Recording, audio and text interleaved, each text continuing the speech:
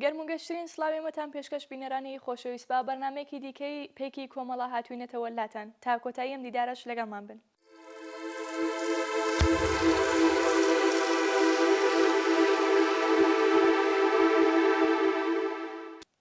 ڕۆژی هەینەی کۆنفرانسێکی نێونەتەوەی لەژێر ناوی ڕێگای ئاشتی و دموکراسی میانەڕەوی دژ بە توندڕەوی لە شاری سلێمانی بە بەشداری نوێنەرانی ڕێکخراوەکانی کۆمەڵی لاوان و خوێندکارانی ڕۆژهەڵات بەڕێوەچوو. ئەو کۆنفرانسە نێونەتەوەیە بە چاوەدێری بەڕێز مەلا بەختیار و لێپرسراوی دەستەی کارجێڕی مەکتەبی سیاسی یەکێتی نیشتیمانی کوردستان، خوێندکاران و لاوانی یەکێتی نیشتیمانی کوردستان، یەکێتی لاوانی سۆسیال دموکرات لە جیهانی عەرەبی و بە هاوکاری لاوانی سۆسیالیستی ئینتەرناسیۆناڵ و سەنتەری جیهانی ئۆلاف پاڵما بە مەبەستی گەیاندنی پەیامی ئاشتی و دموکراسی و دەربڕینی ڕاستەقینەی پشتیوانی هێزە میانەڕەوەکانی دژ بە توندڕەوی بە تایبەت توندڕەوی ڕێکخراوی دەوڵەتی ئیسلامی ناسراو بە داعش بەڕێوەچوو. ئەم کۆنفرانسە نێودەوڵەتیە بۆ ماوەی 4 ڕۆژ و بە بەشداری و وتاربێژی نوێنەرانی لاوانی 4 پارچەی کوردستان و چەندین وڵاتی عەرەبی لەوانە میسر، لوبنان، ئەلجەزایر، مەراکەش و چەند وڵاتی دیکە بەڕێوەچوو. هاوڕێیان فواد محەممەدی و ئازاد سلێمانی وەکو نوێنەرانی ڕێکخراوەکانی کۆمەڵەی خوێندکارانی ڕۆژهەڵات و کۆمەڵی لاوانی ڕۆژهەڵات لەو کۆنفرانسەدا بەشدار بوون.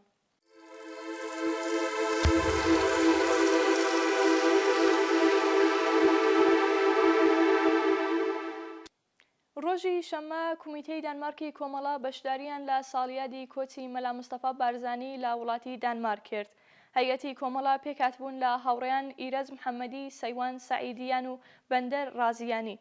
هاوڕێیانی کومیتەی دانمارکی کۆمەڵە پەیامی کومیتەی دانمارکی کۆمەڵەیان پێشکەش بە بەڕێوەبەرانی ساڵیادەکە کرد.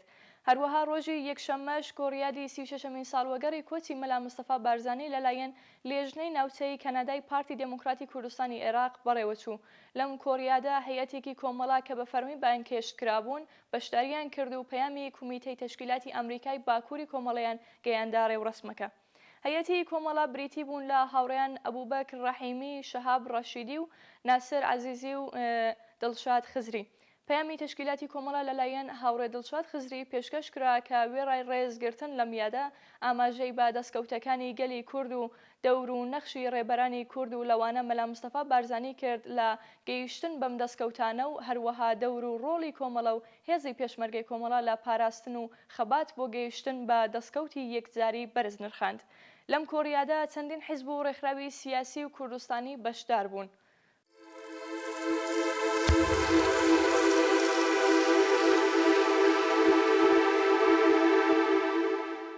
کۆمەڵی شۆڕشگەری زەحمەتکێشانی کوردستانی ئێران ڕۆژی دووشەممە بە بڵاوکردنەوەی ڕاگەندراوێک پشتیوانی خۆی لە داواکاریە ڕەواکانی معلمانی ئێران و کوردستان دەربڕی کە منیش لێرەوە دەقی ڕاگەیاندنەکەتان پێشکەش دەکەم. هەروەک دیتمان دوێنێ یەکشەممە دەی ڕەشەمەی 1393 هەتاوی معلمان لە بەشێکی بەرچاو لە شارەکانی ئێران و کوردستان هاوکات و یەکگرتووانە بە خۆپشاندان دەنگی ناڕەزایەتی خۆیان هەڵبڕی و خوازیاری وەڵامدانەوەی داخوازیە سنفی و ئابووری و فەرهەنگیەکانیان بوون.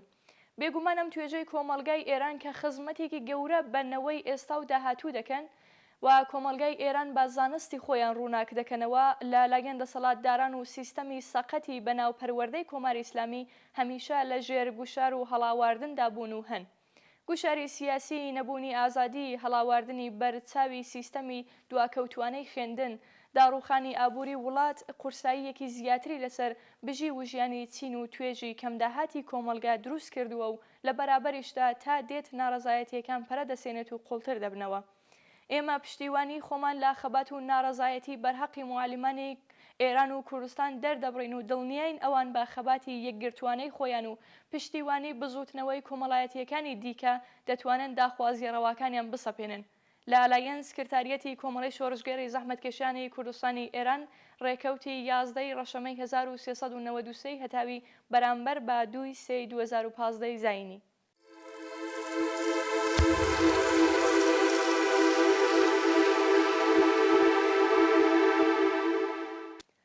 لە درێژەی کار و چالاکیەکانی ڕێکخراوی کۆمەڵی ژنانی ڕۆژهەڵات و بە بەشداری ئەندامانی دەستەی بەڕێوەبەری ڕێکخراوەکانی کۆمەڵی ژنان، لاوان و خوێندکارانی ڕۆژهەڵات ڕۆژی دووشەممە وەرکشۆپێک بە ناوەڕۆکی گۆڕانکاری بەرابەری ململانێ و ململانێ بەرابەری گۆڕانکاری بە باسکاری هاوڕێ سۆران پاڵانی ئەندامی جێگری کومیتەی ناوەندی کۆمەڵە و مامۆستای زانکۆ لە بارگای ناوەندی کۆمەڵە بەڕێوەچوو. سەرەتای دەستپێکی باسەکە سۆران پاڵانی بە جەختکردنەوەی لەسەر کاریگەری و کارتێکەری ڕێکخراوە و ناوەندە مەدەنی و کەلتوریەکان لە پێکهێنانی هەر چەشنە ئاڵوگۆڕ و گۆڕانکاری سیاسی و کەلتوری لە کۆمەلگا و لە ناوەندەکانی دەسەڵات ئاماژەی بەوە کرد کە سەردەم ململانیەکان لە دنیای ئەمڕۆکەدا لە نێوان دوو نەسلی سەرەکی پێکهێنەری کۆمەلگا واتە نەسلی کۆن و نەسلی نوێ دێتەکایەوە و ئەسلی دێتەکایەوە و نەسلی ناوەڕاستیان نێوەنجی ئەرکی ڕاگررتنی باڵانسی لەم نێوانەدا لە ئەستۆیە و هەموو گۆڕانکاریەکان بە گۆڕانکاری نەرێنی و ئەرێنیەوە لە هەناوی ئەم ململانەیەدا دروستە بێت و ڕاستی و بوون پەیدا دەکات. لە درێژەی باسەکەیدا بە ئاماژەدان بە ئەزمون و ژیری سیاسی و مەدەنی کەسانی نەسلی کۆن و هەروەها ئازایەتی و هەوێنی ڕادیکالیزمی سروشتی نەسلی تازە و جوان جەختی لەسەرەوە کردەوە کە بۆ پێکهێنانی هەر جۆرە گۆڕانکاریەک لە کۆمەلگا دەبێت لە توانایی هەردوو نەسل کەڵک وەربگیردرێت و ئەم دوانە بە تەواوکەری یەکترزانی و هەروەها پێداگری کرد لەسەر پێویستی بوونی دیالۆگ و وتوێژ لە نێوانیان بۆ پێکهێنانی هەر جۆرە گۆڕانکاریەکی بنەڕەتی لە بنیاتی سیاسی و کەلتوری کۆمەلگادا. مەبەست خستنە ڕوو و ئاوێتەکردنی توانایەکانی دوو جیلی جیاواز لە ئاستی کۆمەلگادا و ڕوونکردنەوەی شێوازەکانی گواستنەوەی ئەزمونونەکان لە پانتای دەسەڵاتدا بوو. بەپێی مەجالیکات کورتەیەک لە وەرکشۆپەکە بەیەکەوە دەبینین. کۆمەلگای مەدەنی وەمانە ئەتوانن بەشدارێکی ڕاستەقینە بکەن لە گۆڕانکاریەکانە و لایەنێکی گرنگ بن لە ململانیەکان بۆ ئاراستەیەکی خۆیان هەبێت. چونکە وەک گوتم حزبی سیاسی داواکاری خۆی هەیە، میدیا ئاراستەی خۆی هەیە و ڕێکخراوەکانی کۆمەلگای مەدەنیش بۆ خۆیان ئاراستا و ویست و داخوازی بە داواکاری خۆیان هەیە. تا چەند ئەمانە ئەگەر گروپ بن و تا چەند ئەمانە کە پرۆژەی هاوبەشیان دەتوانن تەسیرگوزار بن لە داهاتووە پێویستە. وەرکشۆپێکە 4 ساعت و نیمی پایان دەبێت. وەرکشۆپێکی زۆر گرنگ بوو. من بۆیە پێم خۆشە وەرکشۆپە لێرە لەو دەورە چه ئیسفادەیەکی کردەوەش بیبینن و بەڕاستی من بۆ خۆم یەکێک لەو وەرکشۆپانەیەکی لەو بەحسانەیە کە لە ژیانی شەخسی خۆمە و لە ژیانی ئەکادیمی و سیاسی خۆشمە قازانم دەکرد. ئەساسی ئەو شۆڕشانەی کە لە ڕۆژهەڵاتی ناوەڕاست و وڵاتانی عەرەبیە وەردا هێزی ئەسلی گۆڕانکاریەکان کێبوو لە نەسل لاوان بوو. کێ دەستی بەسەر شۆڕشانەکە کرد؟ جیلی کۆن حافزەکارەکان لە شۆڕشی ئیسلامی لە ئێرانە کێ شۆڕشی کرد؟ گەنجەکان ئەوانەی کە پێشکەوتوخواز بوون کێ دەستی بەسەر شۆڕشانەکە؟ جیلی کۆن و جیلێکی کۆنەپەرست دەستی. نەوتراوە نەمێنێتەوە کە میانەی قسە و باسەکەدا بەشداربووان ناوە بە خستنەڕووی ڕاوبۆچوونەکانیان باسەکەیان دەوڵەمەندتر کرد.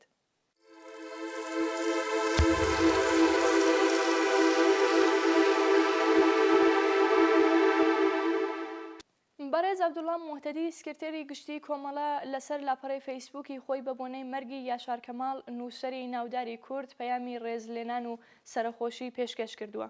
بە یەکەوە دەقی پەیامەکە دەبیسین. نووسەری ناوداری کوردی باکوور یاشار کەماڵ خوڵقێنەری قارەمانی جەسوور و سەرکەش و دژەستەمی ئینجەمەمەد کۆچی دوایی کرد. ئەو لە قۆڵایی کۆمەلگاوە سەری هەڵدا بوو. خۆی و بنەماڵەکەی کوێرەوەری و سەختی زۆریان دیت. ناوبانگی دەرکرد و وێنەی ژیانی پڕلەستەم و مەینەت و لە هەمان کاتدا پڕ لە غروری خەڵکی زەحمەتکێشی ئاناتۆلی لە ناو ڕۆمانەکانیدا هەتاهەتایی کرد. ئەو بە زمانی تورکی دەینووسی بەڵام زیاتر لە هەر شتێک دەرد و ئاوات کوێرەوەری و مبارزەی خەڵکی کوردی نیشان دەدا و بە کوردی بوونی خۆی شانازی دەکرد.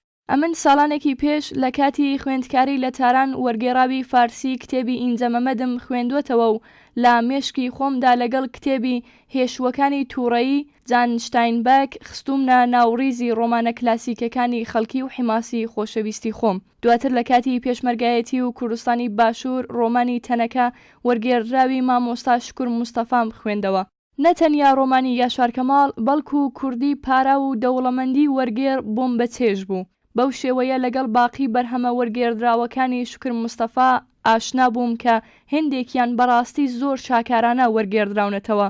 هەروەک وەرگێڕانەکەی کاک ناسری حیسامی لە بەرهەمەکانی شاملو کە زۆر وەستایانە و لەو پەڕی جوانیدا زمانی شاملو دەپارێزێت. مامۆستا حەسەنزادە بە زاڵبوونی بەسەر زمانی کوردی محاورەی و ئەدەبی ئینجەمەمەدی بە ناوی حەمەدۆک وەرگێڕاوەتەوە. وەرم با بە خوێندنەوەی ڕۆمانەکانی ئەو گەورە پیاوەی ئەدەبیاتی خەڵکی یادی بەرز ڕابگرین.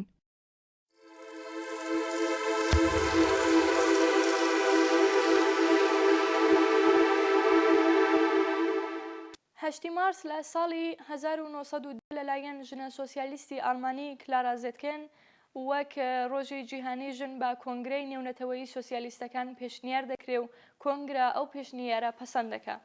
هەرچەندەوە سەرەتای دەستپێکی خەباتی ژنان بۆ وەدەستهێنانی مافەکانیان نییە و پێشتر لەو ڕۆژەدا لە ساڵی 1875 ژنانی کارخانەکانی ڕستن و چنینی ئەمریکا لە شاری نیویۆرک لە ناڕەزایەتی بە دۆخی خراپی ژیانیان و کەمی حەقدەستەکان ناڕەزایەتی دەبڕن و ئەو ناڕەزایەتیەش لەلایەن پۆلیسەوە سەرکوت دەکرێ و دەیان کەس دەکوژرێن و دەیان کەسی دیکەش بریندار دەبن و لە ڕۆژی 8 مارسی ساڵی 1970 دیسان ژنانی کارخانەی ڕستن و چنین بۆ کەمکردنەوەی ساعتی کاری خۆیان ناڕەزایەتی دەردەبڕن و پۆلیس هەوڵی سەرکوتکردنی ئەم ناڕەزایەتیە دەدا کە ڕێژەیەکی زۆر لە پیاوانی کرێکار و ژنانی چینی دیکەی کۆمەلگا تێدا بەشدار دەبن. ساڵی 1970 حیزبی سۆسیالیستی ئەمریکا کۆمیتەی نەتەوەیی ژنان بۆ وەدەستهێنانی مافی دەنگدان بۆ ژنان پێک دێن و ژنانی کرێکار لە هەمان ساڵ بۆ وەدەستهێنانی مافی دەنگدان و قەدەغەکردنی کاری منداڵان لە شاری نیویۆرک خۆپیشاندان و وەڕێدەخەن.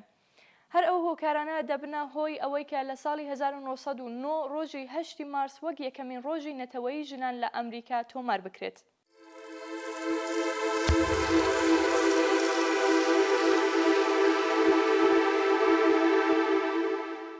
هەرچەند دۆخی ژنان لە وڵاتی ئێمە لە چاو ساڵانی پێشوو بەهۆی هەوڵ و تێکۆشانی ژنانی چالاکی ئەو بوارە و هەروەها ئاگابوونەوەی باقی ژنانی کۆمەلگا پێشکەوتنی بەخۆیەوە بینیوە، بەڵام ساڵی 2014 ساڵێکی ڕەش بۆ ژنان لە ئێران ڕۆژهەڵاتی ناوین و بە تایبەت کوردستان بووە. بەسەر هەڵدانی دەوڵەتی ئیسلامی و گرتنی شاری شنگال زیاتر لە هەزاران ژن و کچی کورد لەلایەن ئەو ڕێکخراوە کۆنەپەرستە دەست بەسەر کران و لە باقی شارەکانی ژێردەسەڵاتی ئەو ڕێکخراوەیە وەک کۆیلا فرۆشران یان کوژران و ئێستاکەش کەس لە چارەنووسی ئەو ژنانە ئاگادار نییە. لە ئێرانی ژێردەسەڵاتی کۆماری ئیسلامی ساڵی 2014 ساڵێکی تاڵ و ناخۆش بۆ ژنان بوو.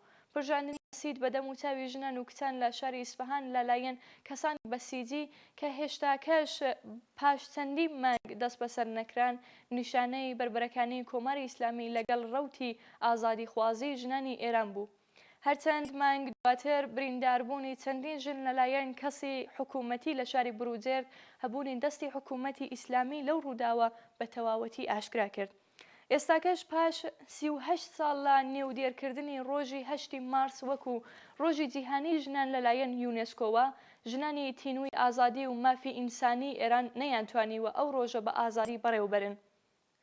هەرچەند سالاکانی بواری ژنان لە ژێر گوشار و زەبر و زەنگی کۆماری ئیسلامی ئێراندا بێوچان و لێبراوانە هەوڵیان داوە و ڕێزیان لەو ڕۆژە گرتووە.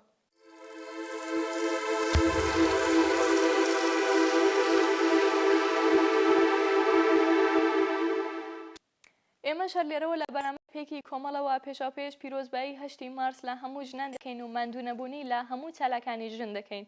خۆشەویستانی بینەر لێرە گەیشتینە کۆتایی پێکی کۆمەڵی ئەم حوتویەش. باگەرتان ڕادەگەێنم کە ژمارەی 114 ئاسۆ ڕۆژهەڵاتیش لەژێر چاپ هاتۆتە دەر. ئێوە بۆ دەستخستنی ئەم ژمارەیە دەتوانن سەردانی ئەم ئادرسەی سەرشاشەکە بکەن. حتمما ڕێگاکان پەیوەندی بەمەتان لەبیرە چاوەڕێی ڕەخنە و پێشنیارەکانتانین. شادی و سەرفەرازی ماڵەوە.